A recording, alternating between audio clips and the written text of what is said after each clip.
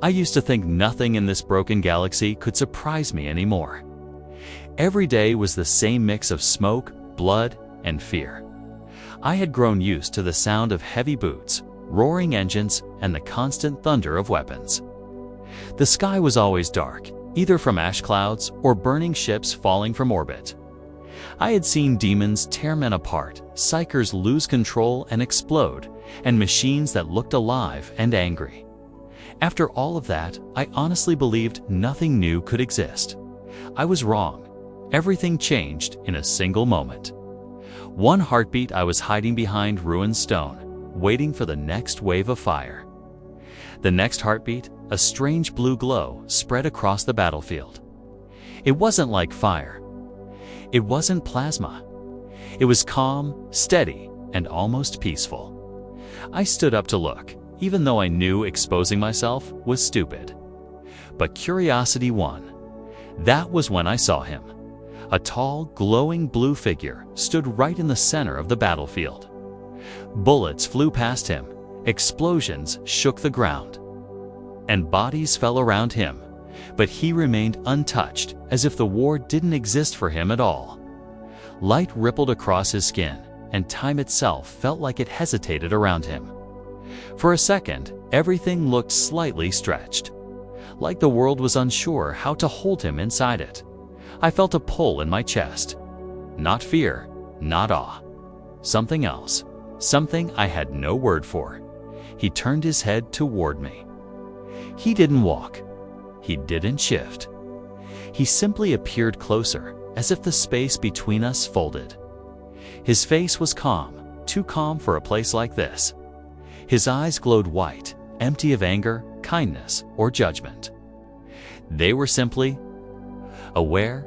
His voice reached me, even though his lips never moved.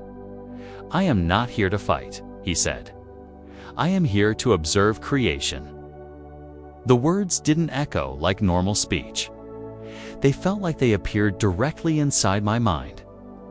I wanted to speak back, but my mouth refused to work. My hands shook so badly, I dropped my rifle. Before I could react, the soldiers around me opened fire at him. Not out of courage, of instinct. No one knew what he was, so the only answer was violence.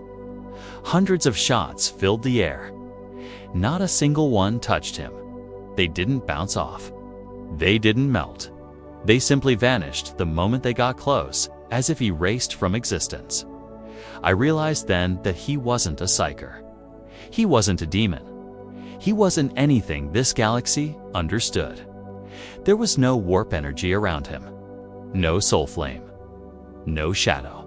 Just pure, impossible presence. A cold fear rushed through me. If the galaxy already suffered under monsters, gods, and madness, what would it do with something like him? I turned and ran, not to escape, but to warn anyone who would listen. A new force had entered the galaxy, and nothing would stay the same after reporting what I had seen. I was dragged into a command chamber filled with stress, shouting, and more distrust than I had ever felt in one place. Officers paced back and forth. Tech priests clicked in metallic voices, and psychers held their heads as if they were trying to stop invisible pressure from crushing their minds. Everyone demanded answers I didn't even have. All I could say was that a glowing blue being appeared, ignored every weapon, and spoke straight into my thoughts. The moment I finished speaking, arguments exploded. Some officers claimed he had to be a new type of Xenos meant to trick us. Others whispered that he might be a lost fragment of the Emperor. A few even suggested he was a living weapon created by the Mechanicus. No one agreed on anything. Every theory sounded more desperate than the last. While they argued, rumors spread through the Imperium faster than orders. Some soldiers prayed to him like a new saint. Others hid, convinced he was a sign of the galaxy ending. I heard someone claim he walked across a battlefield and turned tanks into harmless piles of dust. Another claimed he rebuilt a dead man's body before letting it fall apart again, as if he was only curious about how it worked.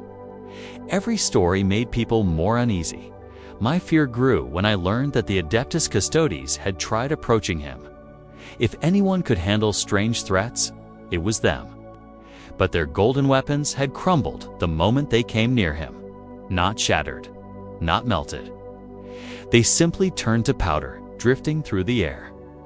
The Custodes themselves weren't harmed, but the shock in their eyes said enough. If the Emperor's chosen protectors couldn't even touch this being, what chance did the rest of us have? Word spread that something strange happened on the Golden Throne as well. For a brief moment, the Emperor's psychic presence flickered dullly for a heartbeat, but enough to make every psyker across Terra panic. It felt as if even the Emperor sensed the arrival of this blue giant. While we were still trying to understand any of this, he appeared in the middle of the room without warning. No sound, no flash. Space simply folded, and he was standing there. Officers froze. Tech priests backed away. Psykers screamed and fell to their knees, clutching their heads. He looked around calmly and said he had already seen the Imperium's past and several futures. His voice echoed in our minds, cold and clear. I watched him touch a broken data slate lying on a table. It snapped back to perfect condition instantly. No prayers, no rites, no machine spirit. The tech priests fell forward, overwhelmed by the impossible act. The psykers grew pale. They whispered that he had no warp presence, no soul, no psychic trace. Yet he shaped matter as if it were clay. Standing there, listening to panicked voices and watching him glow in the center of the chamber. A single thought settled in my mind. The Imperium had no idea whether this being would save us or destroy us all. One moment, I was standing inside an Imperial chamber. The next moment, the ground disappeared beneath my feet, and everything turned into shifting colors that hurt to look at. Dr. Manhattan didn't ask permission. He simply lifted a hand, and the universe folded around us.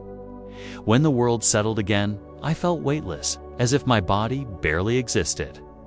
He told me he wanted me to see what he sees, and before I could speak. The warp opened in front of me. The air roar, whatever passed for air, here felt thick with madness. Colors moved like living creatures. Shapes twisted into forms that made my stomach tighten. I felt thousands of whispers crawling inside my head, trying to pull out my thoughts. My vision blurred as emotions not my own seeped into my mind. Fear, anger, desire, sickness, everything blended into a storm of feeling that wasn't mine. Then, the chaos gods appeared. Khorne's presence hit first. A wave of heat and fury slammed into me, making my knees buckle. His roar felt like it came from every direction at once, a sound made of violence. Tizanch followed, a constantly shifting shape that twisted into forms my brain couldn't understand.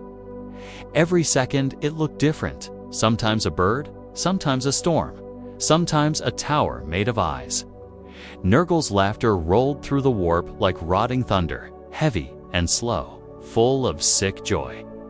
And beneath everything, Slaanesh whispered in a voice made to lure, tempt, and break. It felt like hands reached into my thoughts. Searching for weakness, through all of this, Dr. Manhattan stayed calm. The Chaos Gods pushed against him. Rage, desire, corruption, promises, they threw everything at him. Nothing touched him. Their emotions slid off him like water off glass. He didn't flinch. He didn't react. He simply watched them the way someone might watch a strange machine. He lifted his hand to warp. The colors stuttered, froze, and then pulled together into a stable shape. It was like watching fire suddenly turn into still water. The Chaos Gods recoiled as if something had burned them.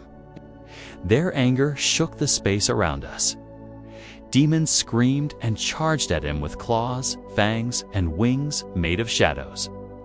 They didn't even reach him. They turned into small sparks of blue light and vanished completely. I wanted to run, but there was nowhere to go. Manhattan began studying the warp as if it were a puzzle. He shaped it with ease, bending it, straightening parts of it, smoothing patches of chaos like someone fixing broken fabric.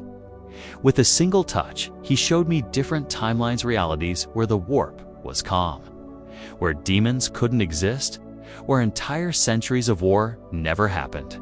It made no sense. Nothing in this universe had ever changed the warp in this way. He looked at me and asked, why the galaxy continued to accept endless suffering. I had no answer. Behind us, the chaos gods screamed, their voices filled with fury and fear. As Manhattan continued reshaping the very thing that gave them power, the first time I saw him stop a battlefield, I felt my breath catch. Thousands of soldiers were charging, firing, shouting, and then everything froze. Bolts hung in the air, flames paused in mid-burn, and falling debris hovered above the ground. Even the wind stopped moving. Only he and I were able to move through the stillness. He explained that he wanted to observe outcomes and that stopping time helped him understand how violence shaped the galaxy. To him, war was a pattern. To everyone else, it was survival.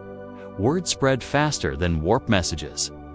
Different factions reacted in their own ways.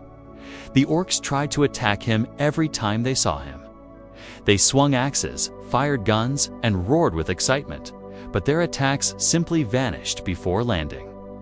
Instead of angering them, it made them even more eager to fight him again. Tyranids approached him with hunger, only to lose entire swarms as he disassembled them into harmless dust. The Eldar watched from afar, whispering that a being outside fate had entered the stars. The Tau tried to communicate, hoping he might be an ally for their vision of unity, but he hardly responded. The Necrons stared at him with a strange mix of interest and caution.